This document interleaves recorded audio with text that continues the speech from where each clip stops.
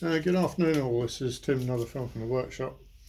Today I've been working on the cosmetic hydraulic piping, i.e. non-functioning piping that goes on the turrets, and jolly difficult it is too.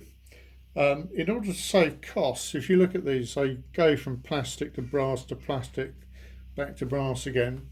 In order to save costs when I was printing it and to make the nests of parts more condensed, if you will, any physically straight sections of the plumbing, I devised a, let's see if I can take one of these apart.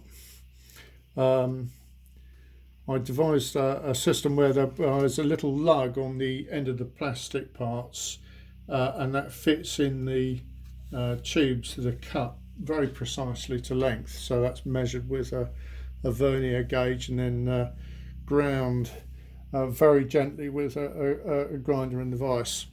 Once that's done, you've got it exactly to length, and the next thing to do was to put a 1mm drill bit in the main pillar drill and mount the brass in the vise there, and then very carefully drill out the centre of the holes. They tend to close up when they're ground, so if you drill them out, then those lugs will then fit. Of course, brass is bloody ticklish stuff to drill because it tends to snatch drills, and these drills, being only so thin, tend to break easily. And I didn't actually break any today, loud cheers, but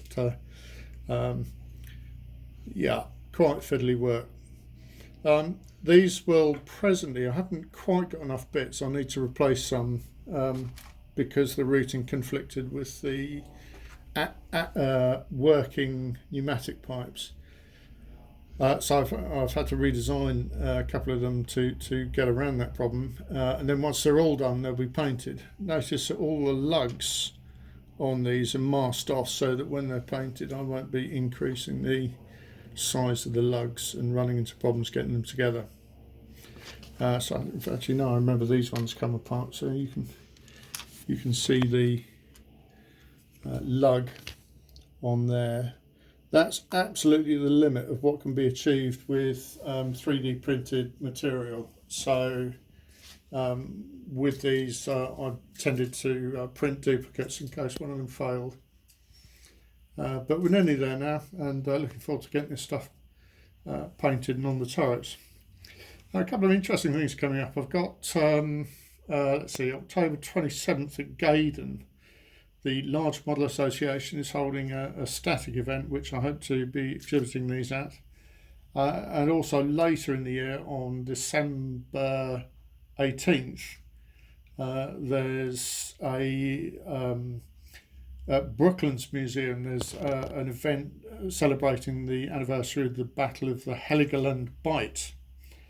Now that was an operation which Arthur Robert at Brooklands actually survived, took part in, survived, and in doing so it was something of a rarity, as unfortunately this was a daylight mass raid and about half the Wellingtons involved were shot down.